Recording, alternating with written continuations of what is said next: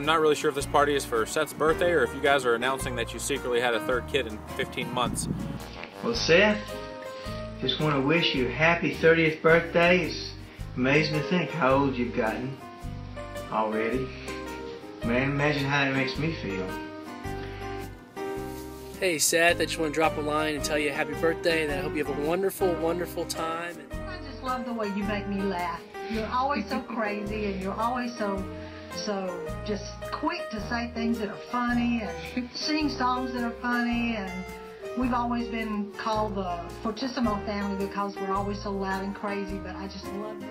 I think how it all began was you and Emily called us one night and said, let's go to IHOP, and it was like 11:30 or 12, and we said, let's put together our china cabinet, and so it began.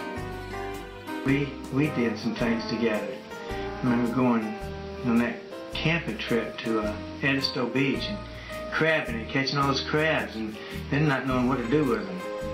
We ended up having all those uninvited raccoons and bugs visiting with us all the time. And then going out to eat at that crab place and filling up the bucket with all the crab legs and shells and stuff. And then going for several years before we wanted to eat any more crabs. That one time we were at your house watching Lord of the Rings, and I saw that mouse scurry into the place where you guys keep your shoes, and so you and I made a plan to scare the mouse out, and so I had you go over and clap a little bit near the mouse, and then I was hiding right around by the fridge, and as soon as it ran towards me, I popped it with your shoe, and you and I like did a crazy victory dance in the kitchen, and Emily was sleeping, and she came out and was like, what is wrong with you guys? And I was like, we just killed a mouse, and she's like, yeah, whatever, I'm going back to bed. We're thankful that you're such a sensitive man. I think about the time that you cried throughout the epic emotional drama, the Nativity, and you were weeping, and it was sweet. And I remember the time that you came to the hospital when Ellie was born, you and Emily, and you first held Ellie, and you were so nervous because you were holding a newborn baby. And who would have thought that it would suit you well, not only with our kids, but later on with your own children.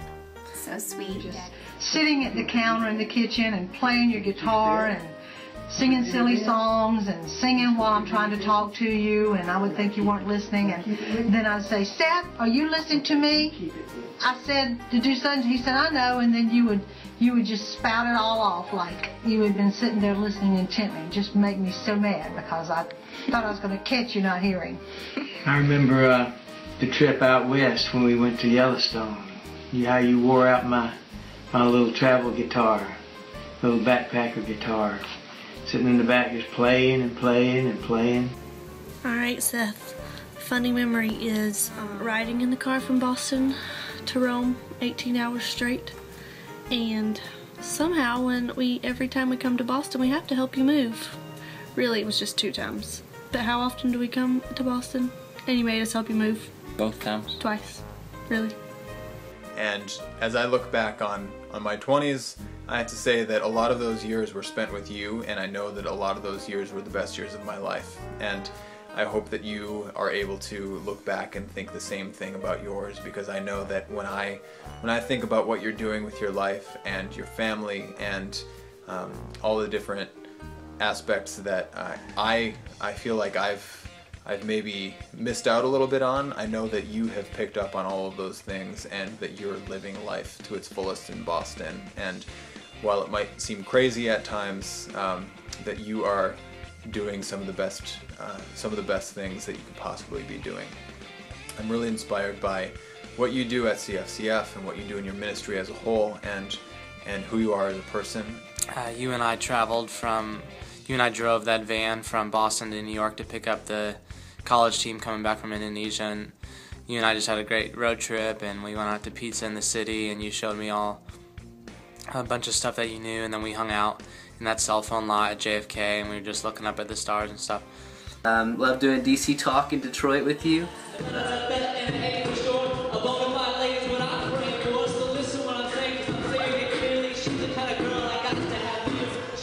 that kind of girl.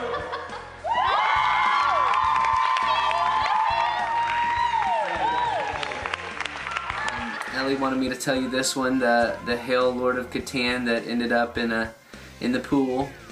We think our favorite nickname for you is Bop, who that was Ellie that gave you that one, so we still like that. M and Bop. M and Bop. And then Bop, just the way that that now your kids, especially Lydia, I guess now, just respond to you. I love it. I love how she smiles when you're around. She adores you, and you are a man who has consistently grown ever since I've known you, taking steps to follow Jesus, being teachable, loving the Lord, and something I love about you is your uncanny memory. You and the things that you remember, like word for word, either from books or from movies, and it especially comes out when you do your movie quotes. Not only do you do like an accent or impersonate like someone's inflection or voice really well, but you usually hit quotes word for word. One of our favorite memories also was looking back on it was just being able to watch the Christmas parade from your apartment above Kalida Snow, whatever and a half your address was. I don't remember, but every time we watch it now, we still think back on when we watched it from your apartment. Good times with the littles.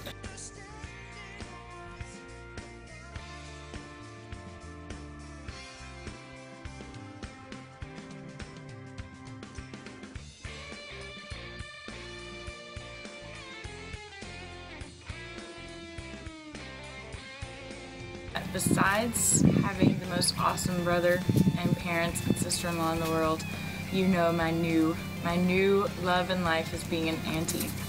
And one of the reasons I'm so excited about being an auntie is because I remember all the fun things that we used to do as kids. And I love the way that you and Amy played together and tied each other down on the floor and drooled in each other's face. And the way that you sung and carried on and tried to harmonize with the blow dryer hum. And I loved high school because we got ready together and did things like harmonize to the blow dryer. It was just great. It was like it was meant for y'all to be together getting ready in the mornings, and I just miss that. The forts, the bunk beds. You're so awesome. We even have pictures of us sleeping in the exact same position. That is hilarious. But anyways, probably a favorite memory that came to mind the quickest about Seth is probably the weekend that you guys moved up to Boston, and we were riding the T to church one morning. It was mistake number one, and the crazy person across from us pulled out a knife and started rubbing it in his hand and on his thigh, and then stood on top of us and pulled out his knife and started talking about stuff that had nothing to do with cutting people up. I thought Emily was probably going to have a tough, long conversation about moving back to the South, and then we looked over and realized she had slept through the whole thing. I just feel stirred in my heart that you should mucho take it easy for your holiday and for your birthday, and that you just enjoy your wife and your beautiful kids. I remember telling you, comparing you to Stephen Curtis Chapman with his talent and his heart for the Lord, but his knowledge of Scripture and scriptural principles and truth, and how he applied that to song. And how I saw you as being not Stephen Curtis, but in that same vein, just a talented musician, someone that can convey the message of Christ through your music and through just what you are and what you're able to do. Lord, and I keep thinking, Lord, how blessed we are that you have become what you have. Sometimes I wonder how you got there, but when I see the man that you've become and continue to become, the husband that you are to Emily, the father that you are to your children, I'm not just pleased, I'm in awe. The Lord has blessed you, and you and Emily both, and I just could not be more proud